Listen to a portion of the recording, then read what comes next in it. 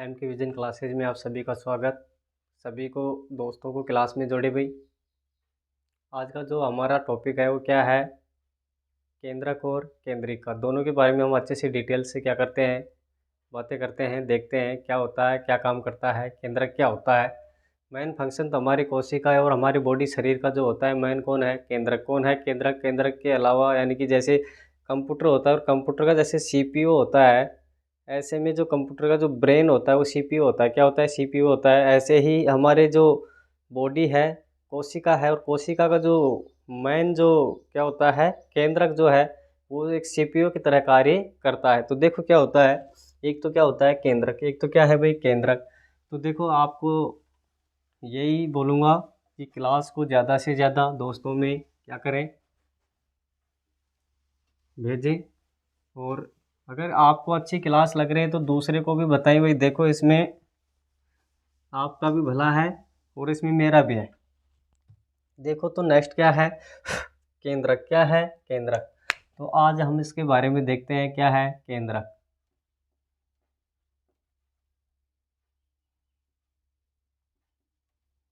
देखो केंद्रक क्या है, मैंने बताया आपको कि कोशिका का एक क्या है, एक तरह से नियंत्रण कक्ष है। क्या है? नियंत्रण कक्ष है, मैनेजर है, या फिर क्या बोल सकते हैं इसको, यानी कि एक तरह से क्या है जो कंट्रोलर का काम करता है वो कौन है? केंद्रक। कौन है? केंद्रक। तो सबसे पहले हम देखते हैं कि इसका क्या है कि केंद्रक की जो खोज है वो किसने की थी, या फिर सर्वप्रथम किसने इसको देखा। तो देखो सर्वप्रथम किसने देखा केंद्रक को, उसके बारे में हम क्या करते हैं चर्चा। तो देखो पहला क्वेश्चन क्या हो जाएगा, सर्वप्रथम सर्वप्रथम केंद्रक को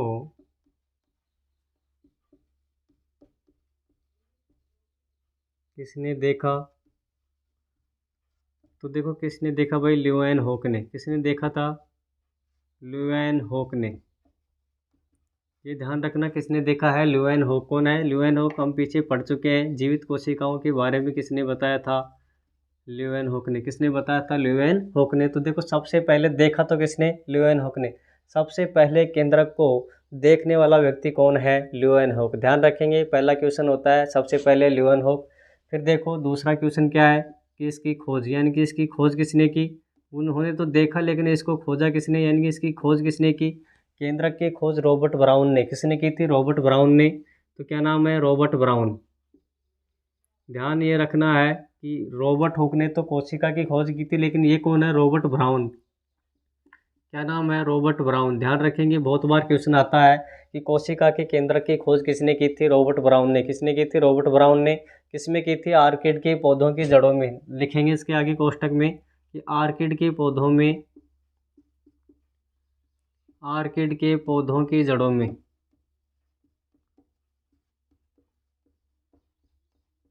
अभी आर्किड एक पौधा होता है। क्या होता है? आर्किड एक पौधा होता है, उसकी जड़ों में इन्होंने क्या किया, इसको किसको खोजा भाई? केंद्रक को। किसको खोजा था? केंद्रक को इन्होंने खोजा। तो दो बातें हो गई कि सर्वप्रथम किसने देखा? ल्यूएनहोक ने। ध्यान देंगे केंद्रक को सबसे पहले देखा किसने? ल्यूएनहोक ने। लेकिन खोजा किसने?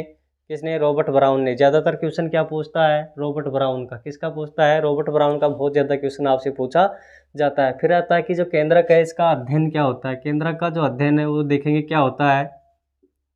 केंद्रक का अध्ययन होता है कैरियोलॉजी। कैसा होता है भाई? कैरियोलॉजी। ध्यान रखेंगे क्या बोलते हैं? कैरियोलॉजी।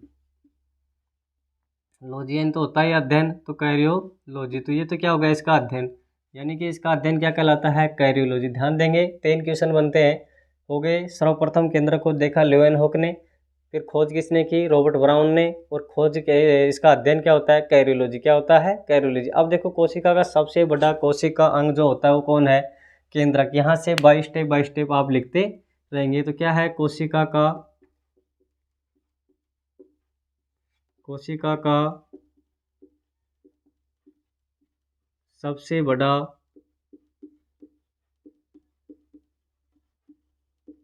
कोशिकांग कौन है भाई? केंद्रक। ध्यान देंगे कोशिका का सबसे बड़ा कोशिकांग कौन सा है? कोशिकांग कौन सा है? केंद्रक। तो सबसे बड़ा कोशिकांग कौन है? केंद्रक। फिर है कि कोशिका में होने वाली जैविक जो क्रियाएं होती हैं उनका नियंत्रण कौन करता है? केंद्रक। तो क्या लिखेंगे दूसरा लाइन, कोशिकाओं में कोशिकाओं में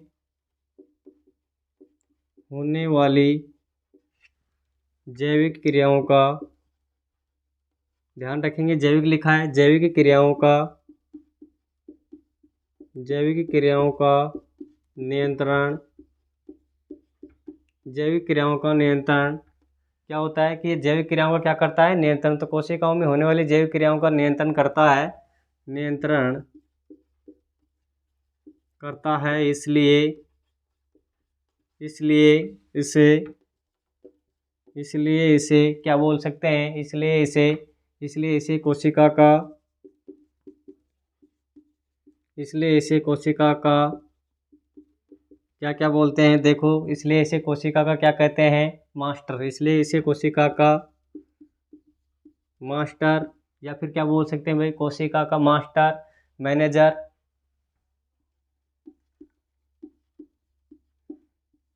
या फिर क्या बोलें,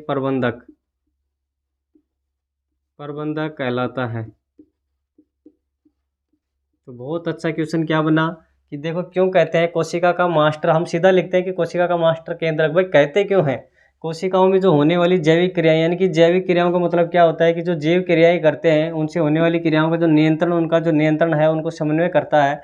इसलिए इसको क्या कहते हैं, उनका नियंत्रण करने के लिए कौन जिम्मेदार है, केंद्रक। तो इसलिए इसको क्या कहते हैं कि कोशिका का मास्टर, मैनेजर या फिर क्या कहते हैं, प्रबंधक। क्या बोलते हैं, प्रबंधक इसको कहते हैं। तो 3 क्वेश्चन हो गए यहाँ से कि कोशिका का मास्टर किसे कहते हैं, प्रबंधक किसे कहते हैं, फिर मैनेजर किसको कहते हैं, केंद्रक को। किसको कहते हैं, केंद्रक को। तो ये क्वेश्चन यहाँ से आपके सामने बहुत अच्छे अच्छे क्वेश्चन क्या हो रहे हैं, डिटेल से आपको बताए जा रहे हैं। अब देखो क्या होगा कि इसको मास्टर कह दिया, मैनेजर कह दिया या फिर प्रबंधक भी कह दिया। अब होता क्या है कि सबसे बड़ा जो जंतु कोशिकांग है या फिर पादप कोशिका का अंग होता है, ये देखेंगे। तो ये क्या होता है कि सबसे बड़ा जंतु कोशिका का क्या होता है, केंद्रक। क्या होता है, केंद्रक। तो क्या होगा, सबसे बड़ा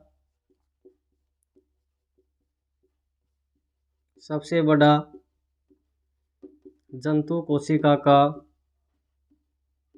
सबसे बड़ा जंतु कोशिका का क्या होगा, कोशिकांग, जंतु कोशिकांग। सबसे बड़ा जंतु कोशिकांग कौन है, केंद्रक। ये ध्यान रखेंगे कि सबसे बड़ा जंतुओं के अंदर जो कोशिकांग होता है वो कौन सा होता है, केंद्रक। कौन है, केंद्रक। जंतु कोशिका का सबसे बड़ा जो अंग है वो कौन सा है, केंद्रक। कौन है, केंद्रक। अब देखो कि जो सेकंड है, सबसे बड़ा जंतु कोशिकांग, सबसे बड़ा दूसरा कौन सा, ये तो सबसे बड़ा हो गया प्रथम, लेकिन ऐसे लिखो कि दूसरा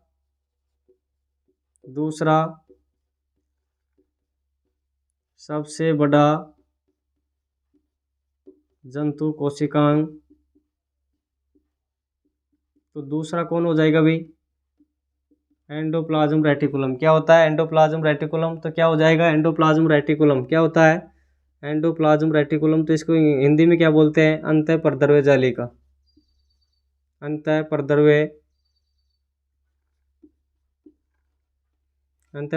जालिका क्या बोलते हैं, अंतःपरद्रव्य जालिका। ध्यान रखेंगे।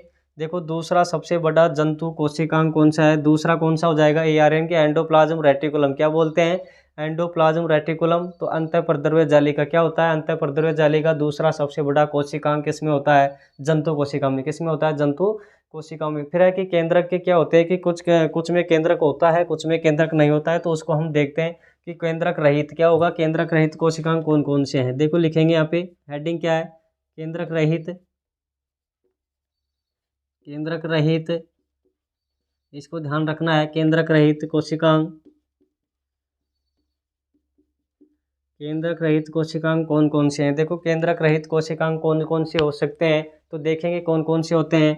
परिपक्व RBC। क्या होगा, परिपक्व, एक तो होगा परिपक्व RBC। कौन कौन होगा, परिपक्व RBC हो सकता है, प्लेटलेट्स होता है,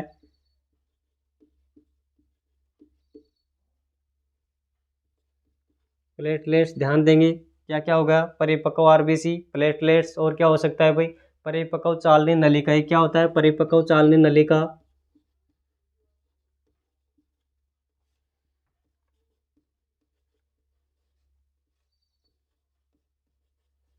परिपक्व चालनी नलिका। अब ये होता किस में है, फ्लोएम में। ध्यान रखेंगे, एक उत्तक पढ़ेंगे हम आगे, जाइलम और फ्लोएम क्या होते हैं, जाइलम और फ्लोएम जो ऊतक होते हैं उसमें हम इसको अच्छे से क्या करेंगे, डिटेल से देखेंगे कि जो चालनी नलिका होती है वो क्या होती है। तो देखो इसमें क्या क्या हो गया कि किस किस में रहित का अर्थ क्या होता है भाई, यानी इनके अंदर कैसे केंद्रक नहीं होता है। तो केंद्रक रहित कोशिकांग, परिपक्व आरबीसी, प्लेटलेट्स और परिपक्व चालनी नलिका में केंद्रक नहीं पाया जाता है। बहुत अच्छा मोस्ट इंपोर्टेंट क्वेश्चन है, ये ध्यान रखना इसको।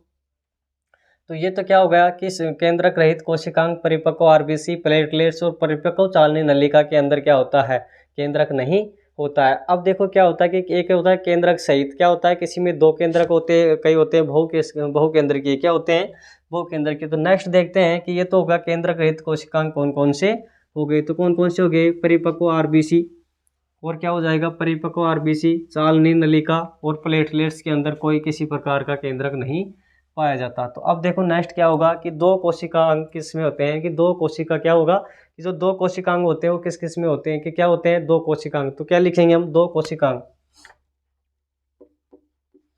दो कोशिकांग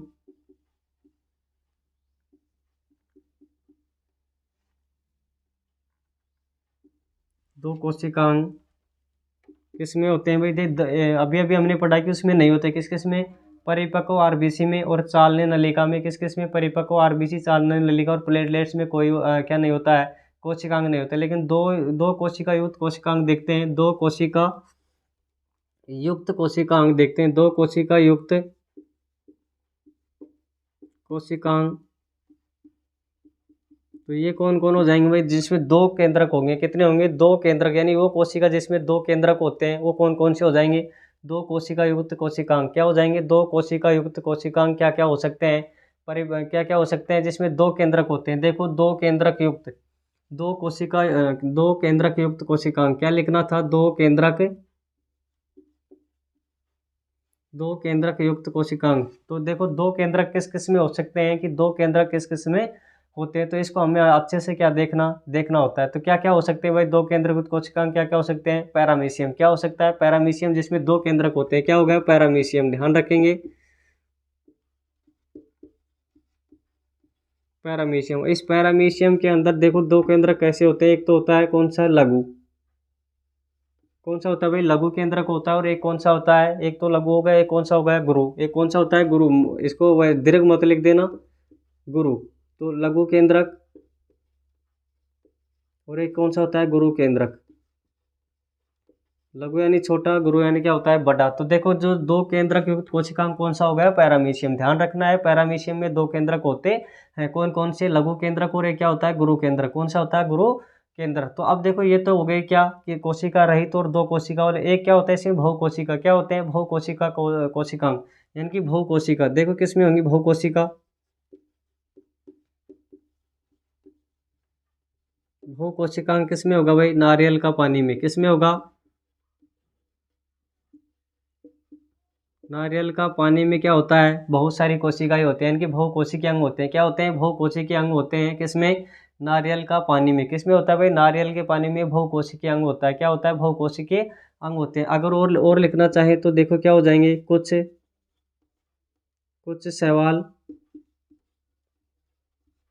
कवक, ये भी क्या होते हैं, ये भी किसके उदाहरण होते हैं, बहुकोशिका के, किसके होते हैं बहुकोशिकांग के क्या होते हैं उदाहरण। तो देखो नारियल का पानी हो गया, दूसरा क्या हो गया कुछ शैवाल, और एक क्या होता है कवक, क्या होता है कवक, इनमें क्या होता है बहुकोशिकाएं होती है, क्या होते हैं बहुत सारी कोशिकाएं होती हैं। तो ये तो क्या हो गए, एक कोशिका, बहुकोशिका, और क्या हो गए दो कोशिका। अब देखो क्या होता है कि जो बहुकोशिका में हमने कुछ शैवाल देखे, कवक देखे, ऐसे में क्या होता है जो स्तनधारी होते हैं उनमें आरबीसी का जो होता है उसमें केंद्रक होता है या नहीं होता है, ये आपको मैं बता चुका हूँ पहले भी। देखो क्या लिख सकते हैं कि स्तनधारियों में,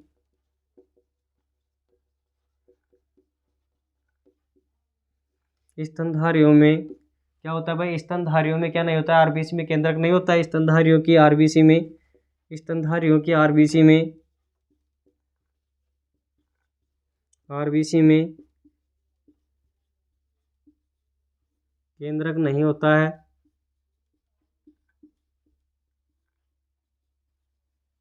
लेकिन अपवाद लिखना है आगे, ऐसे कौन सी स्तनधारी हैं जिसमें अपवाद होता है, ऊंट और लामा, क्या क्या होते हैं, ऊंट में जो लामा है इसकी आरबीसी में क्या होता है भाई केंद्रक होता है, यानी कि ऊंट और लामा ऐसे स्तनधारी हैं जिनकी आरबीसी में केंद्रक होता है लेकिन अन्य और किसी में भी केंद्रक नहीं होता है। तो ये ध्यान रखना है कि कौन से स्तनधारी होते हैं जिसकी आरबीसी में केंद्रक होता है, ऊंट और लांबा। कौन कौन है? ऊंट और लांबा। अब देखो नेक्स्ट क्या है कि जो केंद्रक है उसका कार्य क्या होता है। केंद्रक का कार्य क्या होता है? केंद्रक सामान्यतः वैसे गोलाकार होता है।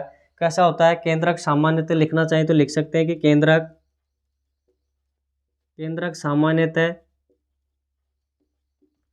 सामान्यतः गोलाकार होता है। केंद्रक सामान्यतः गोलाकार होता है, लेकिन जो आरबीसी होती है क्या होती है? लेकिन जो आरबीसी होती है उसमें जो उसका केंद्रक है कैसा होता है? पोली यानी कि एक खंडों के अंदर होता है। देखो लेकिन आरबीसी का केंद्रक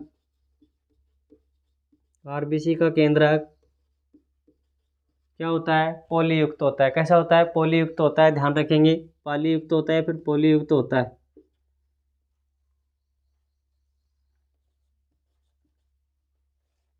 पोलीयुक्त होता है।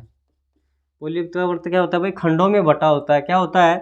जैसे ऐसे गोल नहीं होगा, कैसे होगा? जैसे ऐसे होगा, खंडों के अंदर बटा होगा, ऐसे खंडों में बटा होता है। ध्यान रखेंगे, ऐसे खंडों के अंदर क्या होता है? ये बटा होता है, यानी कि गोल नहीं होकर के कैसा होता है? पालियों के अंदर बटा होता है, अनेक पालियों में बटा होता है। ये तो क्या हो गई? केंद्रक। अब इस केंद्रक का मेन कार्य है वो उसको देखते हैं कि केंद्रक का जो कार्य है वो क्या है, उसको देखिए कि केंद्रक का कार्य क्या है। केंद्रक का कार्य,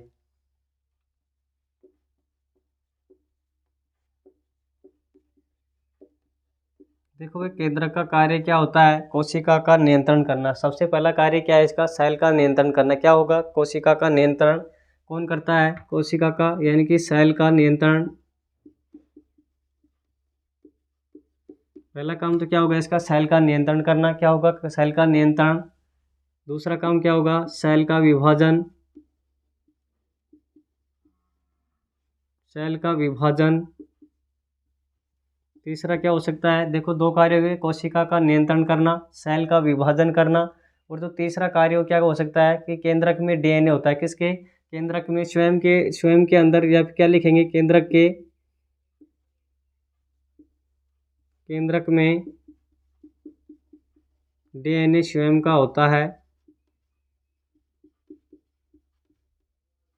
तो केंद्रक इसका स्वयं का क्या होता है? डीएनए होता है। ये ध्यान रखेंगे। देखो दो तीन ऐसे होते हैं जिसका, जैसे माइटोकॉन्ड्रिया है उसमें भी अपना स्वयं का डीएनए होता है। ऐसे में केंद्रक में, जो केंद्रक है इसके केंद्रक में स्वयं का क्या होता है? डीएनए होता है। तो इसमें क्या होता है? डीएनए होता है जो क्या करता है भाई? वंशानुगति में संबंधित होता है, यानी केंद्रक में डीएनए स्वयं का होता है जो वंशानुगति में भाग लेता है। वंशानुगति में भाग लेता है। ये ध्यान रखेंगे, किस में भाग लेता है? वंशानुगति में भाग लेता है। तो ये इसके तीन कार्य हो गए। चौथा कार्य क्या हो सकता है भाई? कि केंद्रक के अंदर प्रोटीन का संश्लेषण भी करता है। क्या करता है? प्रोटीन में, केंद्रक में उपस्थित प्रोटीन का, केंद्रक में प्रोटीन का संश्लेषण करता है। केंद्रक में प्रोटीन का संश्लेषण करता है।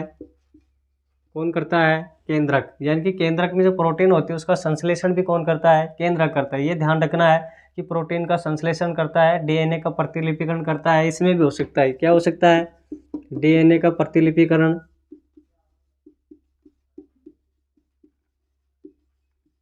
डीएनए का प्रतिलिपिकरण भी कौन करता है? केंद्रक। ध्यान रखेंगे क्या करता है? प्रतिलिपिकरण। अब वो क्या हो सकता है इसमें कि इससे संबंधित इसमें क्या पाए जाते हैं? एंजाइम। ध्यान रखना कि डीएनए का जो लिपिकरण करता है उससे संबंधित इसमें क्या होते हैं? उससे संबंधित इसमें एंजाइम पाए जाते हैं। क्या रखना है याद कि डीएनए का जो लिपिकरण करता है उससे संबंधित इसमें क्या पाए जाते हैं? एंजाइम। क्या पाए जाते हैं? एंजाइम। तो डीएनए का प्रतिलिपिकरण से संबंधित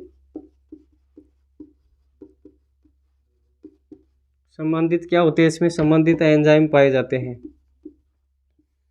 एंजाइम पाए जाते हैं। तो ये तो क्या हो गया भाई इसका कार्य। इसका क्या हो गया कार्य? तो केंद्रक के कार्य क्या क्या हो गए? सेल का नियंत्रण करना। क्या क्या हो गई? सेल का नियंत्रण करना, सेल यानी कोशिका का विभाजन करना। बहुत अच्छे दोनों यहाँ से क्वेश्चन बनता है कि कोशिका विभाजन में कौन भाग लेता है? केंद्रक। ध्यान रखेंगे। नियंत्रण कौन करता है? केंद्रक। फिर है केंद्रक में डीएनए स्वयं का होता है, ये भी बहुत अच्छा क्वेश्चन बनता है कि स्वयं का डीएनए किस किस में होता है। एक तो माइटोकॉन्ड्रिया में होता है, एक किस में होता है? केंद्रक में होता है। एक केंद्रक में प्रोटीन का संश्लेषण करता है, ये तो नॉर्मली इनका काम होता है डीएनए का प्रतिलिपिकरण करना, और इसमें क्या होते हैं? एंजाइम पाए जाते हैं। क्या होते हैं इसमें? एंजाइम पाए जाते हैं। तो ये तो क्या हो गया आपका केंद्रक, ये तो क्या हो गया आपका केंद्रक। नेक्स्ट क्या है कि केंद्रिका। क्या होता है कि नेक्स्ट कौन सा है? केंद्रिका। ये तो हमारा क्या होता है भाई? केंद्रक। देखो आपको नोट्सों में क्या करना है, या तो ऐसे करना कि एक तरफ केंद्रक लिखना और एक तरफ क्या लिखना? केंद्रिका। तो दोनों में क्या कर लेना डिफरेंस, दोनों में जल्दी से क्या हो जाता है, याद करने में क्या होती है हमें बहुत अच्छा क्या होता है, सहूलियत होती है। तो दूसरा क्या होगा हमारा? केंद्रिका।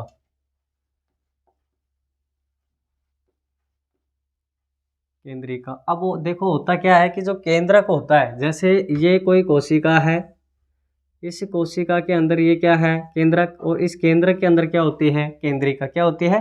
केंद्रिका। तो ये तो कौन हो जाएगा? सबसे बाहर तो कौन हो जाएगा? या तो कोशिका भित्ति होगी, या फिर क्या होगा, या तो क्या हो सकती है, देखो कोशिका भित्ति, या फिर क्या हो सकती है? कोशिका झिल्ली। वो कैसे हो सकती है? ध्यान में आ गया होगा आपको। अगर यदि पादप कोशिका है तो सबसे बाहर कौन होगा? अगर पादप कोशिका है तो कोशिका भित्ति होगा, और अगर जंतु कोशिका है, कौन? जंतु कोशिका है तो कोशिका झिल्ली होगा। उससे अंदर कौन हो जाएगा? केंद्रक। और उसके अंदर कौन हो जाएगा? केंद्रिका। कौन हो जाएगा? इसका मतलब केंद्रक के अंदर क्या होती है? केंद्रिका। क्या होती है? केंद्रिका। तो ये क्या होती है? केंद्रिका। इसको देखना क्या होता है, जो केंद्रिका होती है ये क्या करती है भाई? केंद्रक तो कोशिका का नियंत्रण कर रहा था, वैसे तो ये भी क्या करती है? कोशिका का नियंत्रण करती है। तो ये ध्यान में रखना है आपको कि ये भी क्या करती है, इसका भी जो कार्य है वो क्या होता है?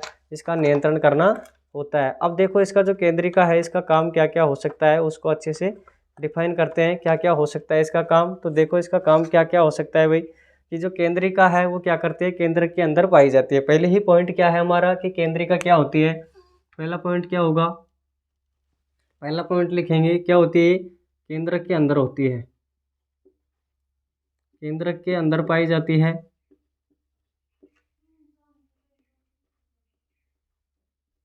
केंद्र के अंदर पाई जाती है, केंद्र के अंदर पाई जाती है। तो देखो कि जो केंद्रिका है वो किस में पाई जाती है? केंद्रिका केंद्र के अंदर पाई जाती है।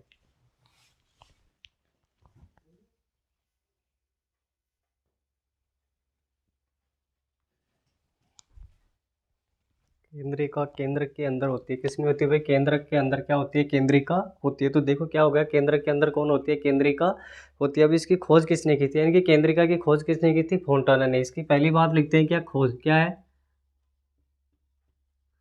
केंद्रिका की खोज किसने की थी? फोंटाना ने।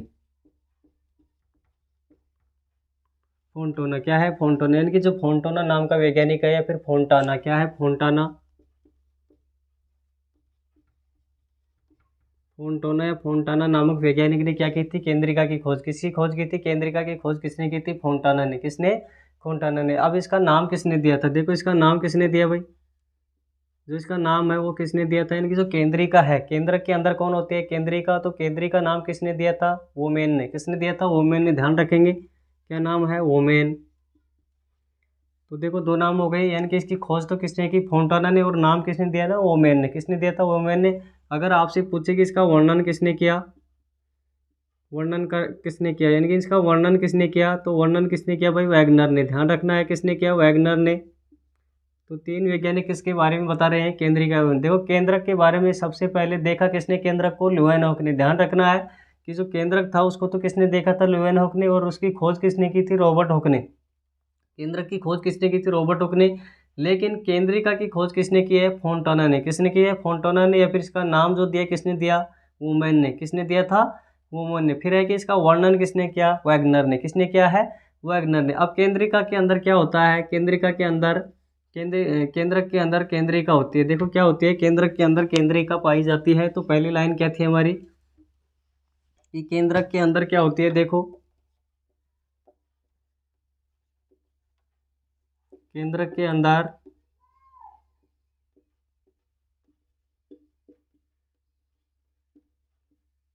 केंद्रिका पाई जाती है।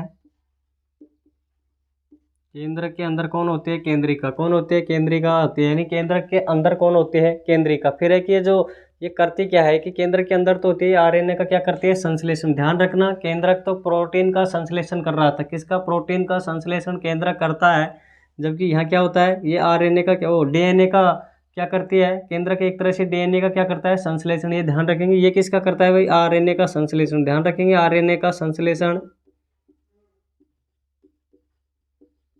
आरएनए का संश्लेषण करता है या फिर करती है। यानी केंद्रिका आरएनए का क्या करती है? संश्लेषण। ध्यान रखेंगे, आरएनए का संश्लेषण कौन करती है? बहुत अच्छा क्वेश्चन बनता है। फिर एक इसका जो कार्य होता है वो क्या होता है? देखो, केंद्रिका का मेन कार्य क्या है? राइबोसोम। आरबी क्या है? राइबोसोम। राइबोसोम का क्या करना? निर्माण करना। राइबोसोम का निर्माण करना, ये किसका काम होता है? केंद्रिका का। किसका काम होता है? केंद्रिका का काम क्या होता है? राइबोसोम का निर्माण करना। अब इसमें क्या होता है भाई? देखो कि कोशिकाएं जो होती है इसमें जो क्या करती हैं कि कौन सी रक्त कोशिकाएं इसमें पाई जाती हैं, कौन सी रक्त कोशिकाएं इसमें नहीं पाई जाती है, तो उसको हम देखते हैं। देखो क्या होता है कि अगर आपसे क्वेश्चन पूछे, जैसे क्वेश्चन आपसे पूछे कि कौन सी रक्त कोशिका, कौन सी रक्त कोशिका में, कौन सी रक्त कोशिका में केंद्रक पाया जाता है, कौन सी रक्त कोशिका में केंद्रक पाया जाता है, तो प्रश्न क्या हो गया कि कौन सी रक्त कोशिकाओं में केंद्रक पाया जाता है। जैसे ऑप्शन मिलेगा आपको आरबीसी, डब्ल्यूबीसी, प्लेटलेट्स और कोई नहीं, या फिर सभी। तो देखो, सामान्यतः आपको मैंने पढ़ा है कि आरबीसी में कोई केंद्रक नहीं होता, लेकिन अपवाद में था, कौन था? ऊंट और लामा। डब्ल्यूबीसी में अच्छी तरह से केंद्रक होता है। किसी में होता है? डब्ल्यूबीसी में अच्छे से केंद्रक होता है, तो आंसर क्या जाएगा? डब्ल्यूबीसी। कौन जाएगा? डब्ल्यूबीसी। दूसरा क्वेश्चन क्या हो सकता है कि किस जीव द्रव्य की कोशिकाओं में आरबीसी में केंद्रक होता है? देखो दूसरा क्वेश्चन देखना, किस जीव की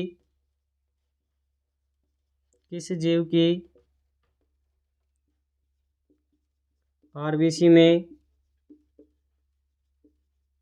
केंद्रक होता है, किस जीव की आरबीसी में केंद्रक होता है? पहला ऑप्शन क्या है कि किस जीव की कोशिका की आरबीसी जो होती है उसमें केंद्रक होता है, तो हम आप लेंगे गाय, मानव, शेर और मेंढक। गाय, मानव, शेर और डी है मेंढक। तो इसका आंसर क्या रहेगा? देखो, गाय के अंदर जो आरबीसी होती है, तो स्तनधारियों में मैंने लिखा है कि कोई भी केंद्रक नहीं पाया जाता, यानी स्तनधारी जो भी हैं उनकी आरबीसी में कोई केंद्रक नहीं होता। तो गाय, मानव, शेर ये सारे क्या हैं? स्तनधारी। ये क्या हैं? सारे के सारे क्या हैं? स्तनधारी। क्या है भाई? स्तनधारी।